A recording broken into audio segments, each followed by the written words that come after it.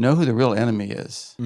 That's so good. Because it's so easy to make each other the enemy. When there's a problem, it's like, whoa, we love each other. And so was the enemy in here saying something? Let's stand together against him. Generally, where conflict comes is when I've done something that makes her not feel loved. Yeah. Or conversely, she's done something that makes me feel not respected. Yeah.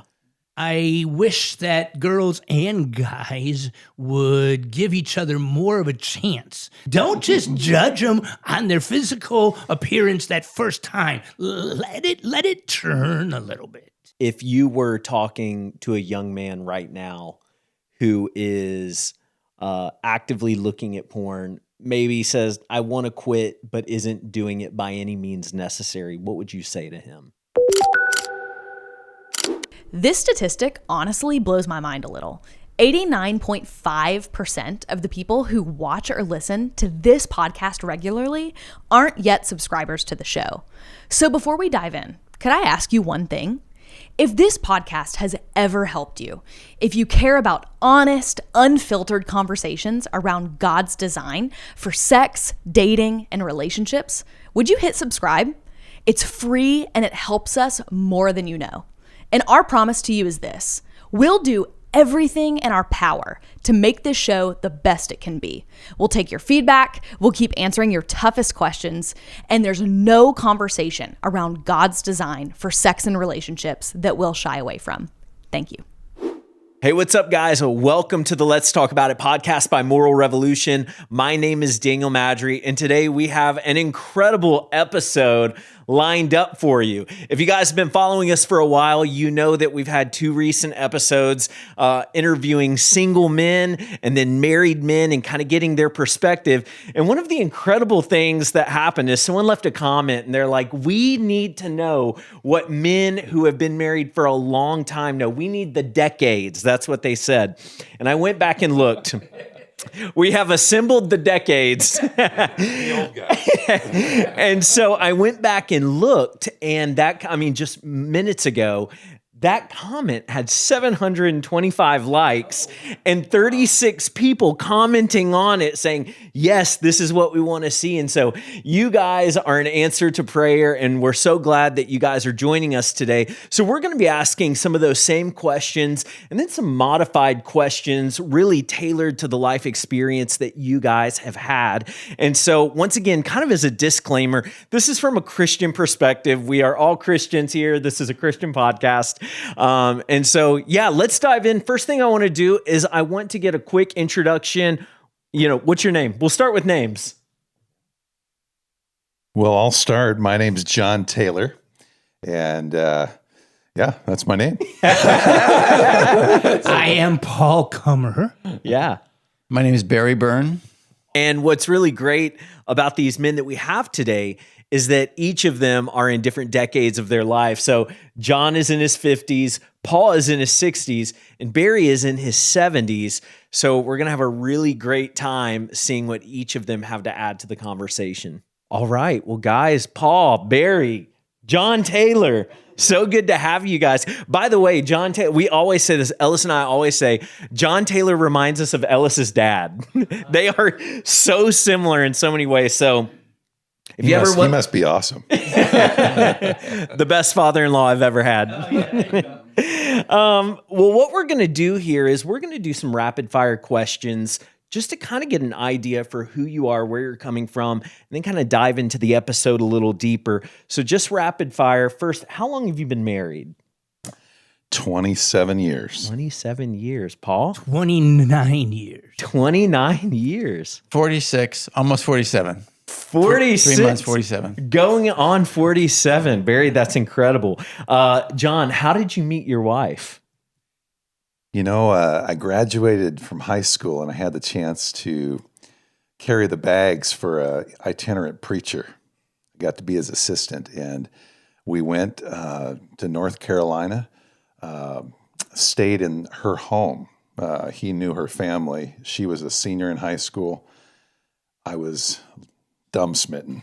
Love smitten. Whatever the word is. I was Smitten. Just David smitten. That's it. Yeah. I was Twitter-pated.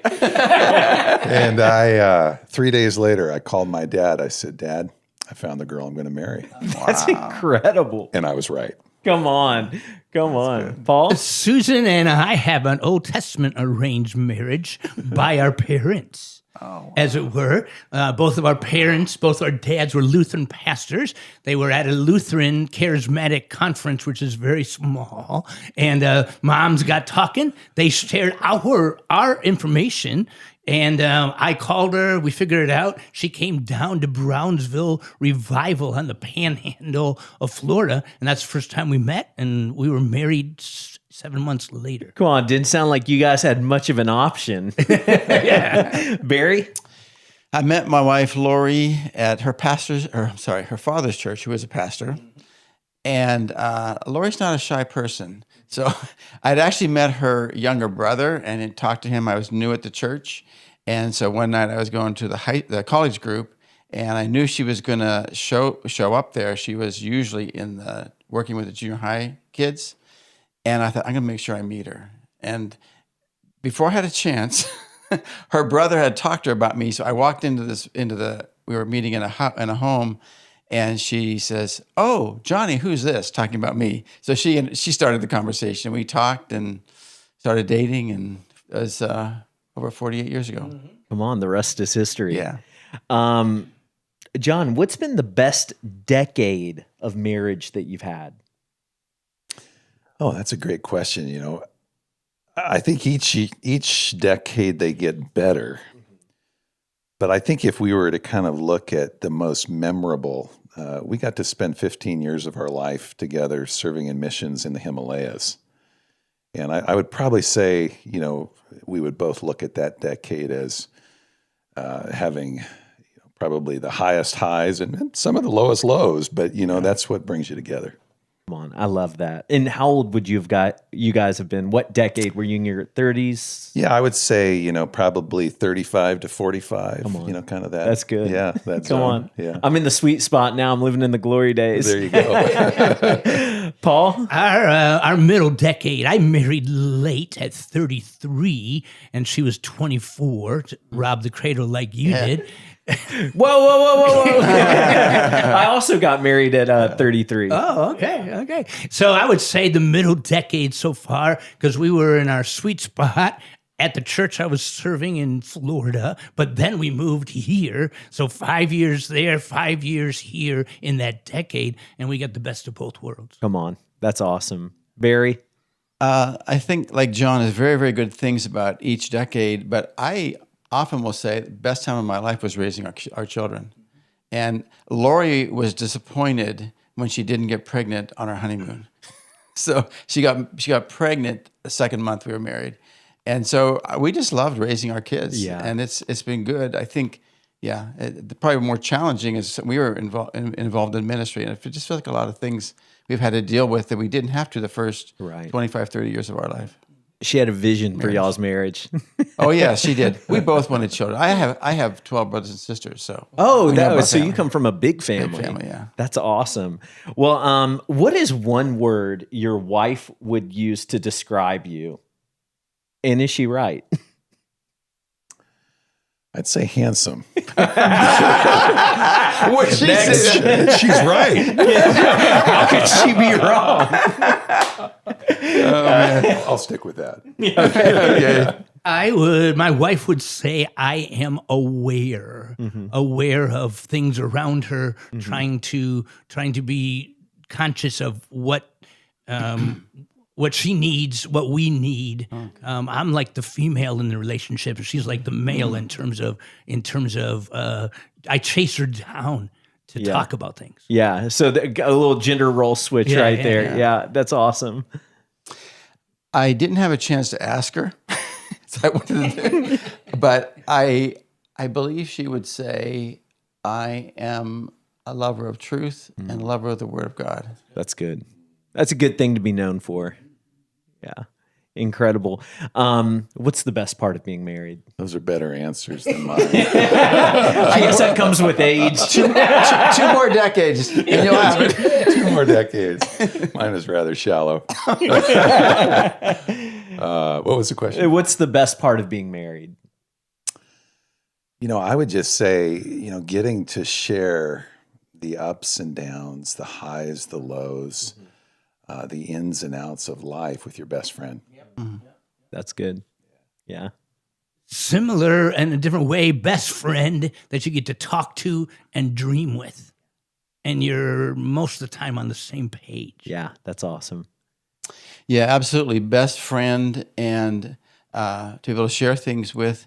But I guess I'd add to that, coming from a clear place of similar values and direction and goal in our life. That's incredible. Well, what we want to do. Can I add one more thing? Yeah, absolutely. I just think of, the way God described it. I'm going to make a help meet for you, someone that can complete you. Yeah. And so just realizing I don't have what it takes, and God has brought this woman to me to complete me. Yeah. That's awesome. That's To great. get to walk through life. Oh gosh, I love that. That's right. Well, what we're going to do in this next portion of the conversation is we're going to kind of remix some of the questions that we asked the single men, that we asked the married men, and kind of retailor it for the decades. For some men with experience, some years under their belt. And so we're going to ask some similar questions that we visited before. Looking back now with decades of experience behind you, how much does physical appearance really matter when deciding who to pursue? Don't start with John on that. Yeah, question. no, he wasn't even going to answer it. He's going to start. My wife's hot. She's, Barry, talk to us. Okay. Wow. It is a complex question, actually. I think on the one hand, if it is a very big issue, you're probably a pretty carnal person. If it is the biggest thing, and it's going to cause problems because physical stuff changes. Yeah.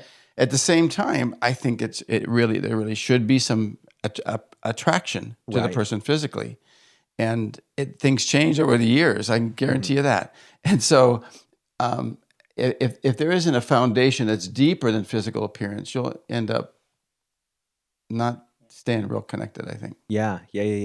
I agree with Barry. I think it's important when it's initial attraction. Right. You need to want to be with the person and have sex with the person and everything else. Yeah. But I think we sometimes put too much emphasis on that and we forget all the other facets. And yes, things change. So you better have other things you love about her. Yeah, absolutely. Yeah, and the question was physical attraction, Right, right? that's correct. Yeah, I think it is important that we have that sense of physical attraction for one another. But if it's not deeper, just echoing what they've said, the beauty of a heart that longs for God, and just I know Paul's wife, and I know Barry's wife, and just all of our wives have this passionate love for Jesus. Yeah. And that actually, I think, affects their physical appearance. Right. Absolutely. Absolutely. And you can have just amazing sort of beauty from the world's standpoint, but there's like a sparkle in the eye. Mm-hmm. There's a like Moses came down and his face was glowing. And I just think women that are passionate about Jesus, there is this glow that contributes to their beauty. Yeah. It's not just the world's value of physical, beauty. I think that it kind of even points to maybe the next question I was going to ask, which was, what else do you really find attractive in a woman, or what's most attractive outside of the physical side, right? Because a lot of people just assume that that's number one, but there are other things, and a lot of maybe young men out there who are considering who should I date, who should I consider marrying. I think it would be really helpful to know what are some of those points of attraction that you've really found valuable through the years with your wife. I find my wife attractive in all kinds of ways, but I love when she's confident, when she doesn't have it all together, but she knows who she is in Christ, but she's going after stuff. I like somebody who goes after stuff. That's awesome. Yeah. I actually have an anointing for picking birthday cards. And Mother's Day cards. let's It's funny. go. I can find them quickly. But I remember one I got from Lori, and it said, let me think if I remember right. It was strong, gentle, and compassionate. And I really see her that way. And I guess it's probably different for different people, but fearful people, I'm not attracted to fearful women or manipulative women. I really react to that one. But so I see strength, but there's a gentleness. She carries motherhood very well, Yeah. womanhood extremely well. Yeah. And so I That's could say a lot beautiful. more, but Yeah, I would say that for me, the things that most attracted me to Cindy, beyond her beauty, which is real, was her heart for God. Yeah. I knew that above all else, she loved God, and then flowing out of that love was this incredible compassion for people, Yeah. and a just ability to connect with people.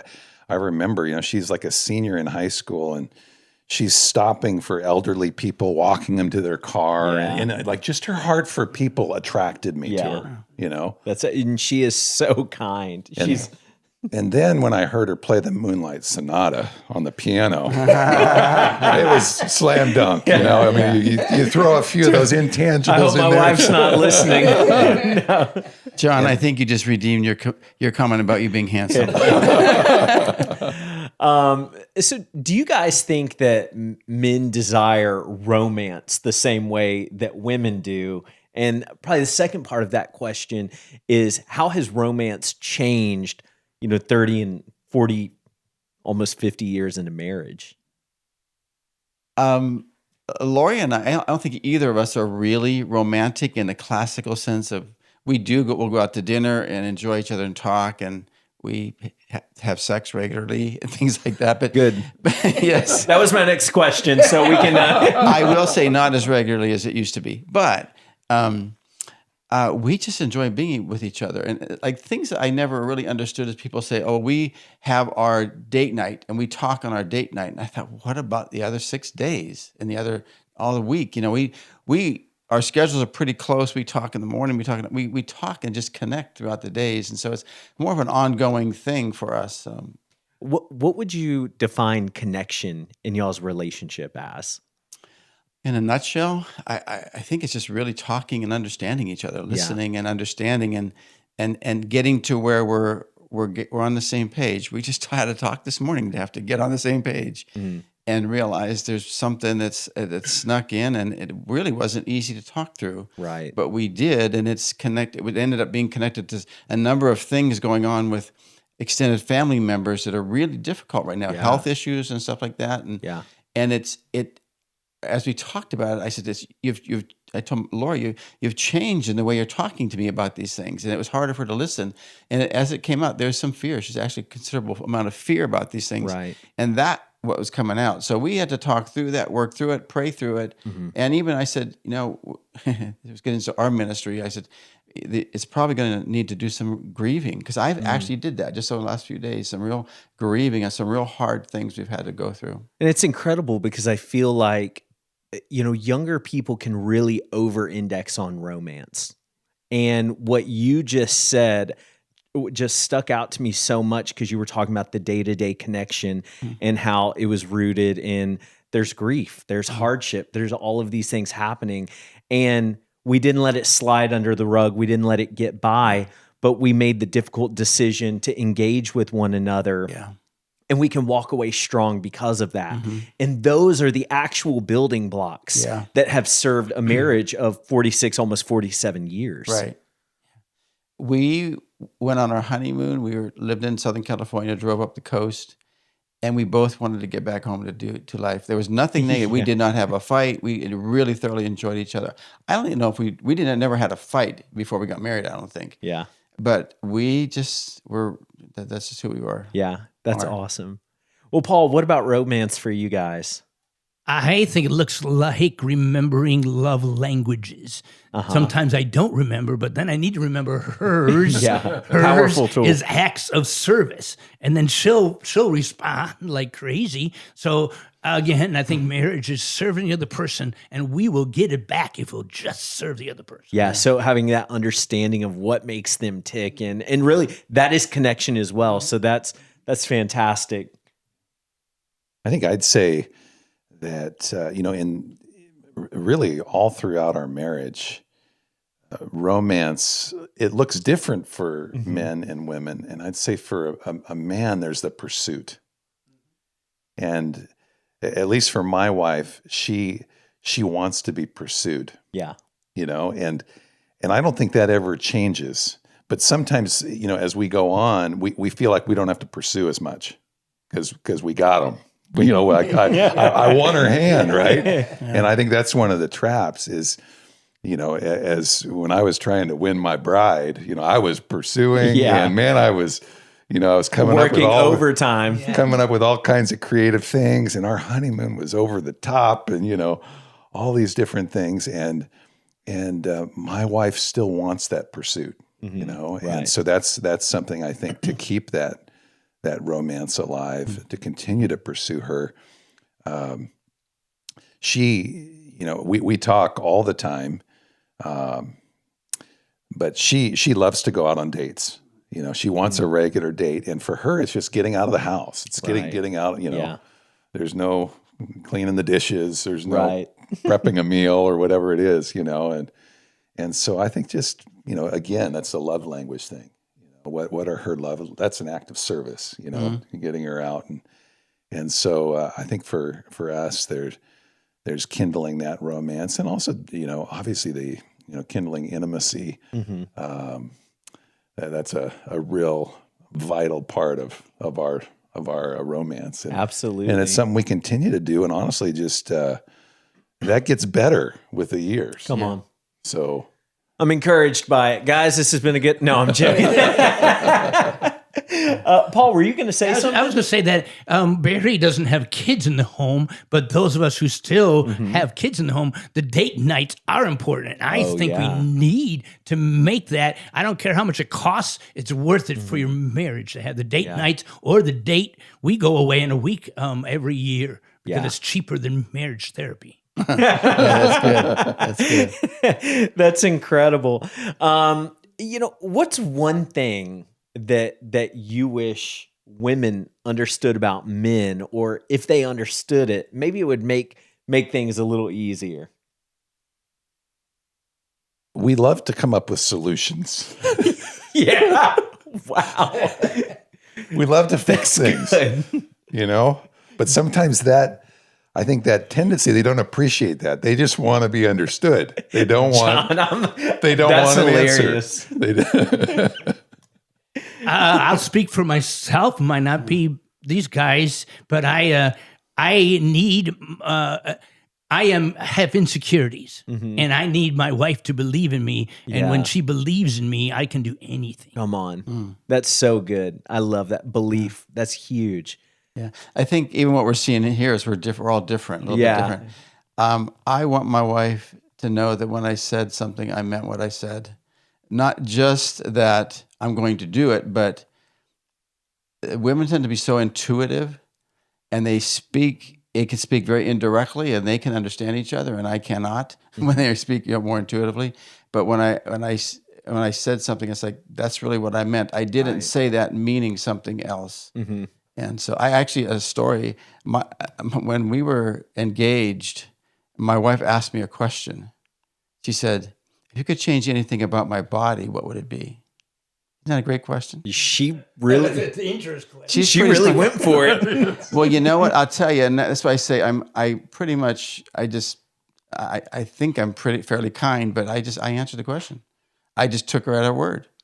Is that what you wanted? She didn't. That isn't the question she wanted answered, but she kind of learned that I'm gonna answer what she says. Not gonna try to play the game of I think you say this and answer that question. And it was, what she wanted to know, and I could have done it better by saying, is this what you mean? Do I think you're beautiful? A clarifying question. Yeah, and it would have been fine. But I just said I would change one thing a little bit. Barry's telling this story 40 years later. Well, you know what? I tell all the time. We do our marriage workshops. Yeah. I tell all the time. Yeah. Because I'll tell you, you can solve a lot of problems with direct communication. Oh, yeah. If both people are committed to direct communication, most men won't get it if it's indirect. Right. You might. Seriously, if you're more aware and feeling oriented, but most men don't. Well, it's funny because Ellis will say something and I'll respond, and she'll be like, "Don't hear what I said, hear what I meant." You heard what I said. And I was like, "You have to admit, you said this." I know. And I responded like this. What did you expect? So we have learned a lot. Well, let's move into maybe the next portion of the conversation where we want to talk about maybe some of the things that you've learned in hindsight. What's one of the biggest things that you wish someone would have told you about before you were married? I wish somebody would have really nailed me with the fact that the one who forgives first is more like Christ. Wow. That's really good. Paul, that's very good, actually. Yeah. My wife's a really good forgiver, and I'm still growing in that area. Yeah. That I'm not real sure. I saw that question on Wednesday. It was a possible question to be asking. And I think the thing that actually what we teach now, one of the main focuses on our Love After Marriage workshops is know who the real enemy is. That's so good. Because it's so easy to make each other the enemy. And we speak in truth and love, but when there's a problem, it's like, whoa, we love each other. And so was the enemy in here saying something? Let's stand together against him. And so we've actually practiced that and learned to do it That's a very lot in our powerful. marriage. Yeah. You know what comes to my mind? It's pretty simple. Paul's exhortation to husbands. He says, "Husbands, love your wives." And then he says to wives, "Wives, respect your husbands." And just I think understand. It took me a while to really get that that my wife's greatest need is to feel loved. That's good. And also conversely, I mean, I want to feel loved, but more than that is I want to feel respected. I want to feel believed in, you know, what you were saying. Yeah. And it's slightly different. And so generally where conflict comes is when I've done something that makes her not feel loved. Yeah. Or conversely, she's done something that makes me feel not respected. Yeah. And that little key, that love, respect, paradigm, I think if I could have got that earlier, I would have saved myself That would have been helpful. some grief. I'm still learning it, by the way. And, I feel like what I've picked up is we're forever students. Absolutely. What's a mistake that you've made in your marriage that you would encourage maybe younger men to learn from? Going back to my insecurities that I think we actually all have, but it was only 5-6 years ago that my wife had to tell me, "Paul, I know you're having your quiet time with Jesus. I know you're intimate with him. I know you love him and you're doing good, but you're draining the life out of me because you're sucking off of me. You're asking me to meet all of your needs or a lot of your needs." Yeah. And so I needed to go back to Jesus and say, "Jesus, where am I sucking on my wife when I'm supposed to be getting it from you?" Yeah. And that just changed that relationship. Wow. That's really, and to learn it so deep into marriage as well. Yeah. Well, thank you, Jesus. Yeah. I think the hardest thing that happened is actually with our staff a while back, that several of the staff kind of triangulated with me against my wife. Not in a real overt way, but in a subtle way. And that was really bad and very harmful. And I had to work through that and everything. So That's what comes to my mind. So always staying unified Yeah. with your wife. Yeah. And Yeah. I can think of another situation with my brother that he took me to lunch 30 years ago, and he was talking about her, my wife, and complaining. And there, I didn't get pulled in at all. And he was just saying, I think the family thinks this and that about her. And it wasn't true even. It was him. right. But I didn't get caught. But this other one I got caught in. And she, she could feel she was out. And I was listening to some other people more than her. And it broke our real unity and connection there. Mm. It was bad. Yeah. It was hard to work through. I think for me, probably the tendency would be as a visionary, as a go-getter, as a goal setter kind of individual, that sometimes I've put that ahead of her needs. Yeah. And again, this is kind of one of those, I need her more in this area more than she needs me. I need that balance. And there have been, several times where she knew what our family needed better than I did. Mm-hmm. And yet I had a vision, and I felt it was a high vision, Yeah. and had to learn the hard way. Yeah. This next question can be, a little heavier. And it's, was there ever a point in your marriage that you thought, we're not going to make it, or this is, really challenging? And if so, what was it that pulled you through to where you are today? I'll start because it continues with that time. Mm-hmm. And it wasn't that I never thought we would divorce, Right. but I thought, are we ever going to get back to the place where most of our married life was relatively easy? Right. Honestly, it was easy to listen, understand, hear each other, work through things. And this is like, are we ever going to get back to that place? Mm. It's where it's not so hard to understand or to really enjoy her and things like that. And we did, but it was when it just that whole thing that I got pulled into really harmed our connection. And it took some time of really talking through, working through that, praying through it.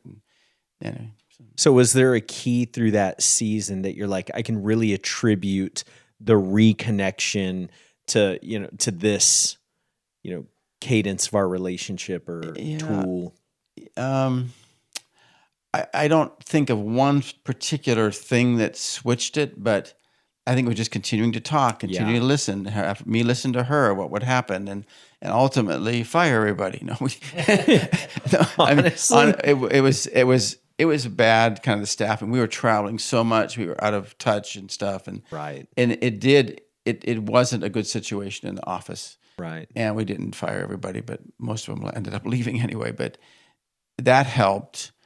And people that I trusted and stuff, it kind of came against us. But it was just working it out, to me is a matter of owning what I did wrong, asking for forgiveness, reconciling what I did, owning not only what I did wrong, but I know what it did to you. I see how it hurt you. The whole process. We do this in our marriage workshop. We have 5 steps of This reconciliation. is your profession. Yeah, and I started that when I was doing marriage and family therapy. Right. And I would help others learn that, how to work through conflict and all those things. So I had to use it in my own life. Right. All those things. I think what's incredible is no one ever thinks they're going to be in that situation.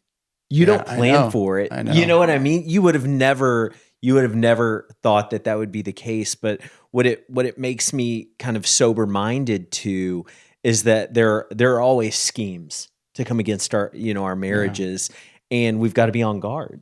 And we've got to have awareness, and we've got to, obviously walk in humility and vulnerability and honesty to maintain that connection, because the enemy will take advantage of any opportunity he gets. And as painful as that was, I'm really encouraged to see that, wow, someone who, I look up to so much and respect so much can walk through something that difficult.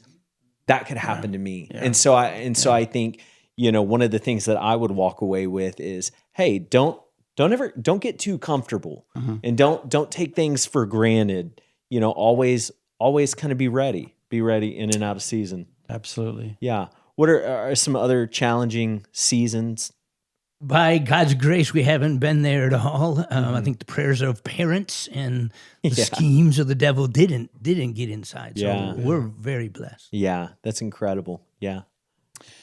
Yeah, I think a big part of not being on that cliff is a commitment from the very beginning that that's Right. not an option. Yeah, absolutely. And I know we all, like when we get married, we believe that, but in our society, it's so prevalent that there is kind of this, no fault marriage. There's an easy out, and we just made that commitment from the beginning that we're never going to mention that word, and the Bible says that two are better than one, and then it says a cord of three strands cannot be easily broken, and so there's a bank account. I think if we're investing in what we've been talking about as far as connection, Right. that you've got this bank account of connection, but also you each have a bank account of connection with the Lord. Mm-hmm. That then when you hit those tough patches, and we've definitely hit some, things that aren't even necessarily between the two of us, but all of a sudden you're going through real traumatic events. Just heavy.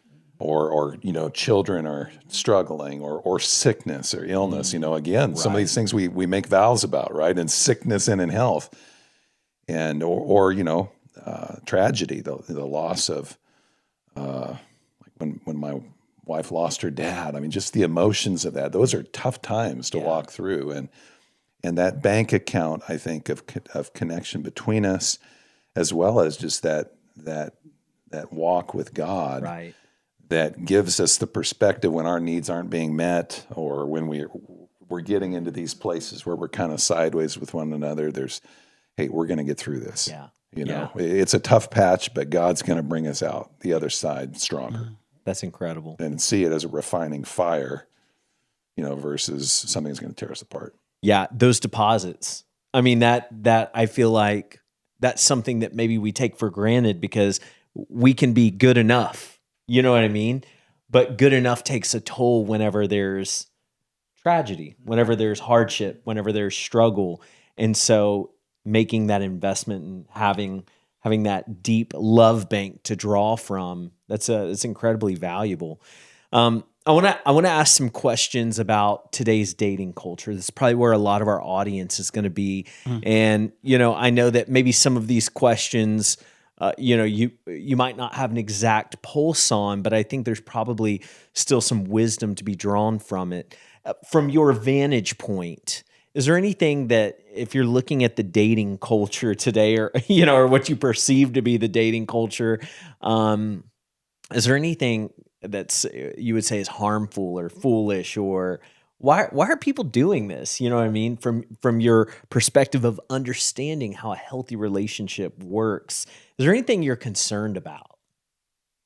Nothing super. This is not harmful or sinful, but I wish that girls and guys would give each other more of a chance than just one date or one coffee, and all of a sudden you make this big judgment and say, go out on a second or a third and see what God might be up to. See if you see another side of the person, because they might be super, super nervous that first time. And don't just judge them on their physical appearance that first time. Let it turn a little bit.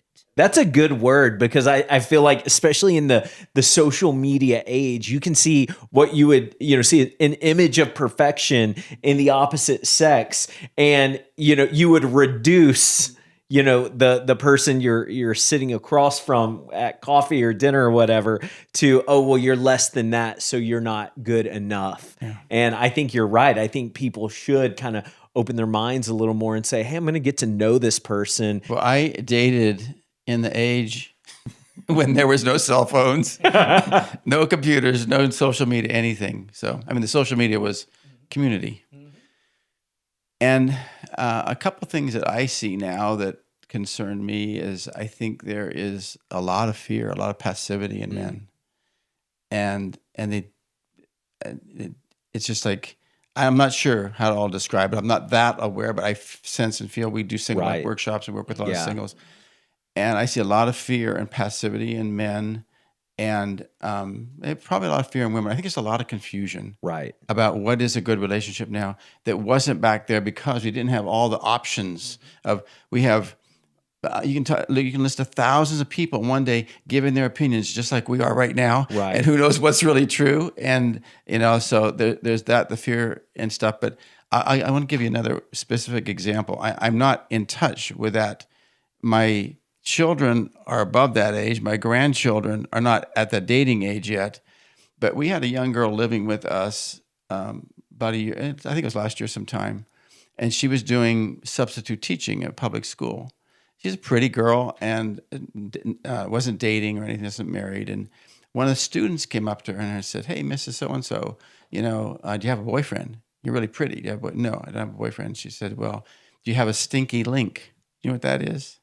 Teach me. I didn't know. I think it's called many different things. It's just, for her, it's a guy that she can go have sex with whenever she wants.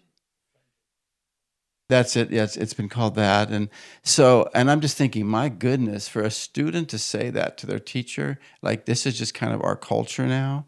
Right. There's a lot of that. And I mean, this is it's a public school, but It's concerning. I guess even in Christian circles, I hear people justifying immoral sexuality so much easier than in our age. It happened, but I don't think, at least, it wasn't justified as much as it is now.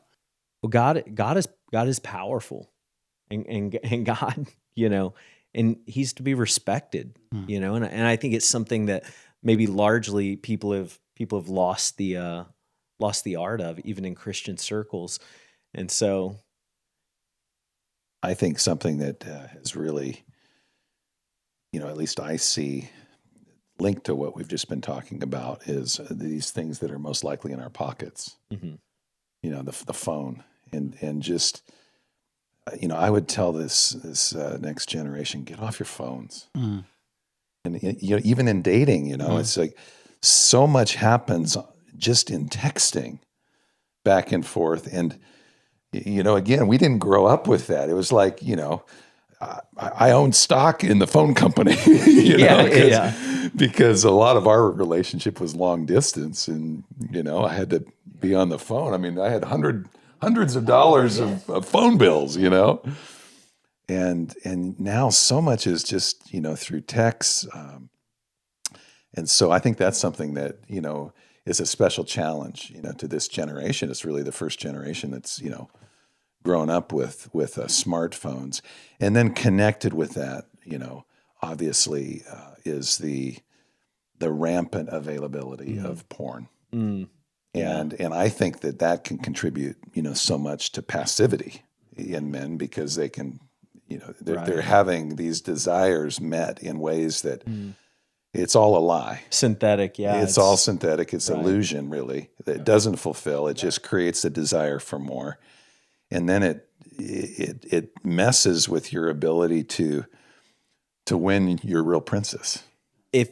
When God brings her into your life, If you were talking to a young man right now who is actively looking at porn, maybe says, "I want to quit," but isn't doing it by any means necessary, what would you say to him? Yeah, God's will for you is to be free. Mm. And if it's His will, it's possible. Right. Right. And I would say, what did the psalmist say? How can a young man, Psalm 119, verse 9, how can a young man keep his way pure? By listening to your word. Your word have I hidden in my heart, Right. that I might not sin against you. So I would say, get into the word of God. Mm-hmm. Look up, find the verses, meditate on God's instruction about what it means to be a man, what it means to be pure. Mm-hmm. I would don't settle for the lie that says this is normal, or you have to endure this for the rest of your life. It's just something that is normal for even Christian men to live with, and this is common. I've heard lots of Christian, even married men say, "Hey, that's just a normal thing I struggle with on a monthly or every." That's a lie from the pit of hell. It is. God gives us the ability through His Spirit to overcome temptation, but get into God's Word. Right. Be vulnerable with other men. Share your struggles, and see God set you free. Yeah. John, have you ever struggled with pornography yourself? Martin Luther put it this way: you can't keep a bird from flying over your head, but you can keep it from building a nest in your hair. And pornography has never built a nest in my hair. I've been exposed to it. I've seen it, but it's never built a nest in my hair. It's never been, that kind of a struggle in my life. And that's by the grace of God. Yeah. Right. And honestly, I feel like the kind of forgotten discipline of meditating and memorizing Scripture is a real key. Joshua 1, God says to Joshua as he's ready to take new land, "This book of the law shall not depart from your mouth." Meditate on it day and night. And be careful to do all that's written in it. Then you will be prosperous, and you will have good success. And I think you marry that with Psalm 119, hiding God's word in our heart, and I think those are real keys. Yeah. Along with accountability, to other men, in overcoming, this battle that, again, for our generation, we had to overcome kind of social stigmas, go into some kind of convenience store and ask for the magazine behind the counter.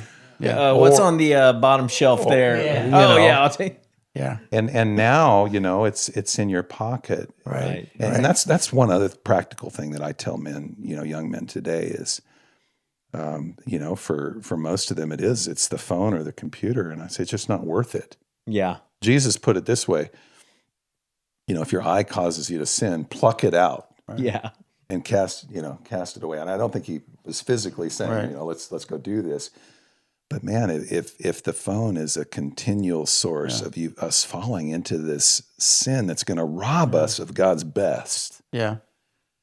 Let's put parameters around it. Let's get a flip phone. I don't care, Save some money. Save money, and just get radical in our desire for obedience and holiness and righteousness. That's kind of my counsel. It goes back to he's not willing to deal with it by any means possible. Yeah. And he really can't. And you're really addressing that well, any means possible. Basically saying, I can't, but God can. Right. And we can't stop with I can't. Because if God wants it and I want it, he'll make a way. So and I grew up quite a few years before you, and there was a period in my life I was with the Lord, and I had a roommate who had some Playboy magazines, and I found out Playboy magazine began the year I was born in 1953. But I looked at some of those, but I wouldn't go to a store and buy one. But I think at that time in my life, if it was right there on the internet and stuff, I think I would have been looking at it as well. So it's different for people today, but it is not. It's just as destructive, or probably more so, because of how available it is, and you can do so much in private. Yeah. Well, kind of guiding our conversation back to where we were, and that was beautiful. And I know that I opened up that tangent. What's something that whenever you were dating was normal that you kind of think should make a comeback? Like you're like, this is good. This is good for young dating people. This is good for the pursuit. We need to see more of this in young men.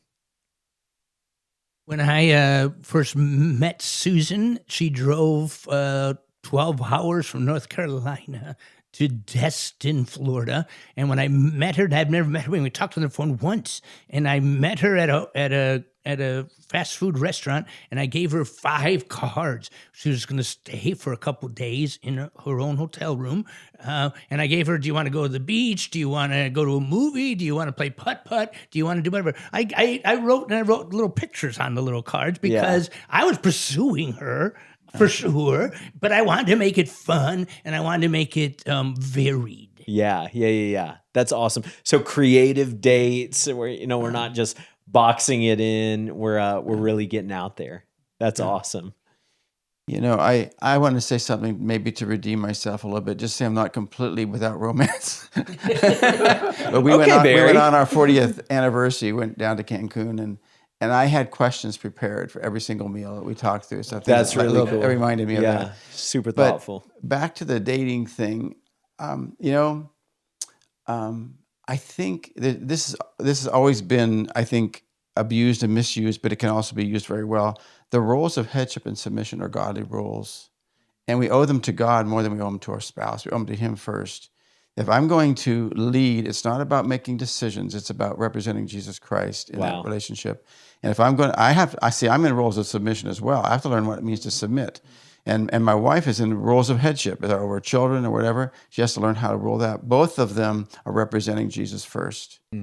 And I think the role of headship was understood a little better back then, and submission, and maybe not always in the best ways, but it did bring out, I'm going to think about you, and I'm going to lead with you in my mind, keeping you in my mind all the time. When I'm with you, when I'm not. And the same thing in submission. I'm going to make sure you feel respected by me. Right. As I mentioned, a lot of our relationship was long distance. And this was, I think it was before emails. So we did a lot of letters. We were on the front end of the internet. That's right, man. No, not me. You guys. Yeah. So letters.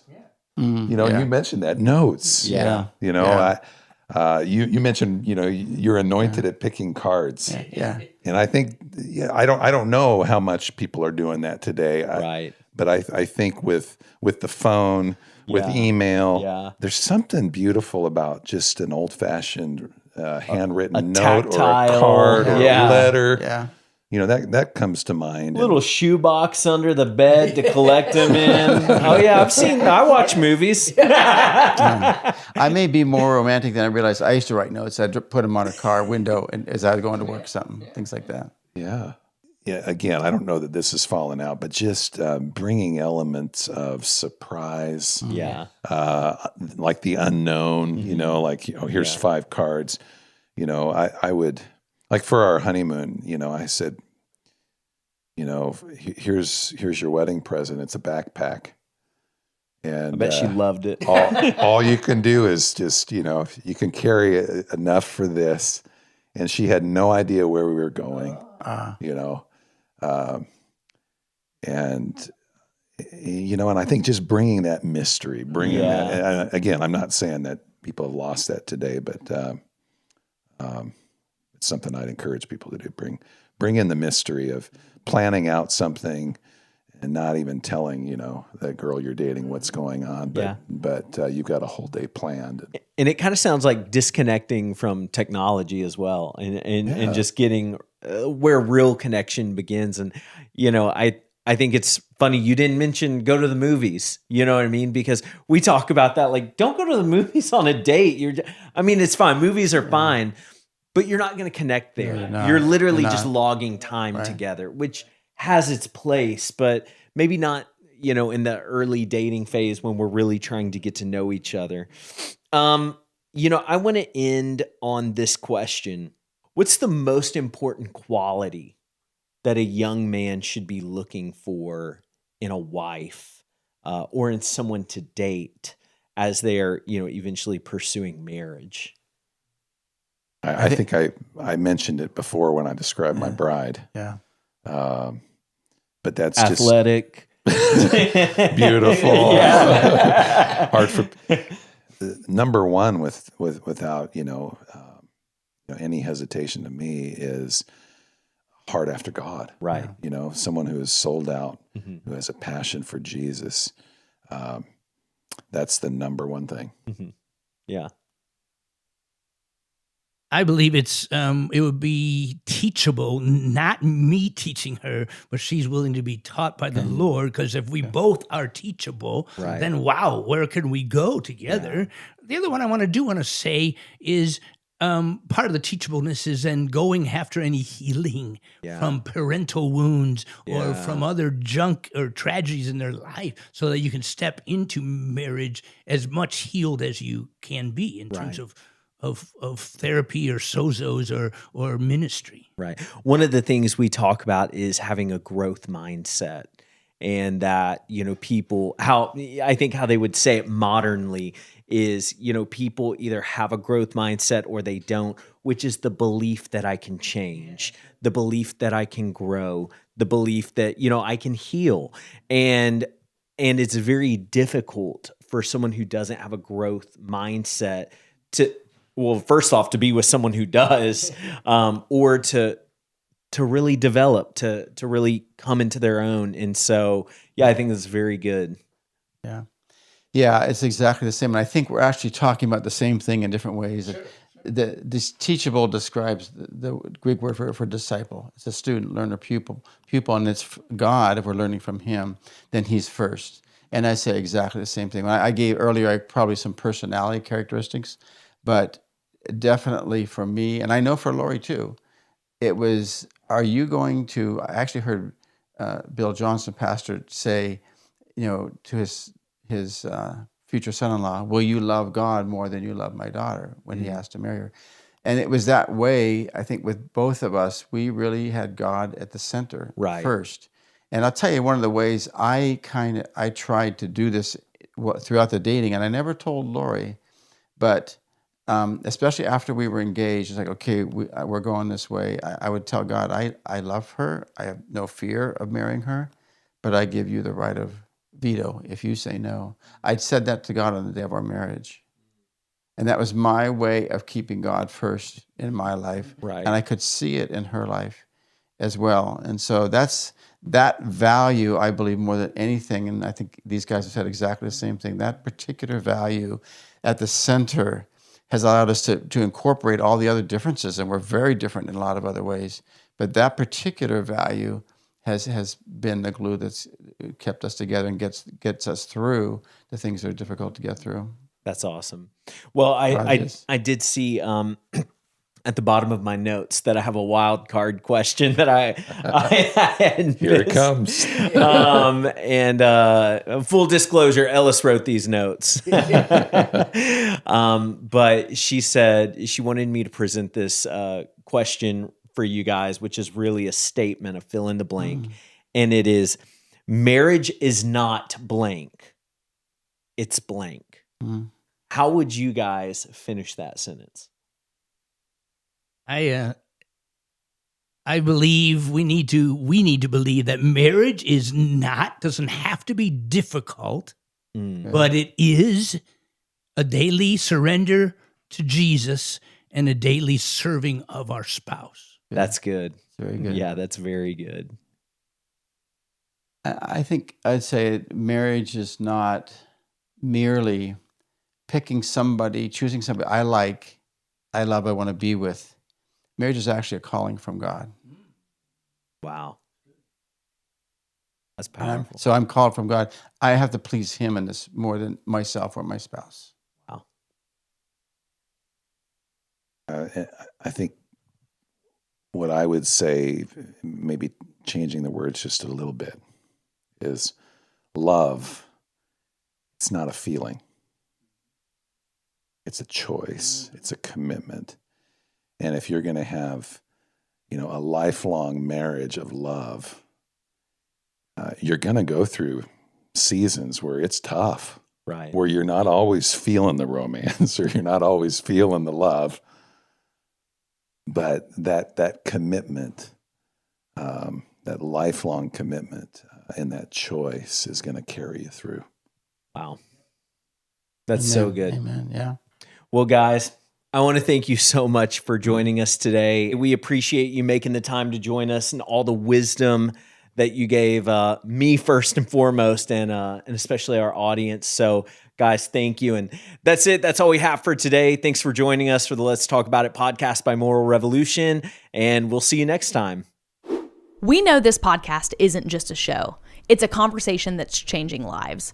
If anything you've heard here, or in one of our courses, videos, or resources, has helped you break free from sexual sin, date more intentionally, or build stronger, healthier, more godly relationships, would you let us know? Drop a comment, send us a message. We would love to hear your testimony. And when you share it, it not only encourages us, but it might just help someone else realize that they're not alone. Thanks for being part of this movement.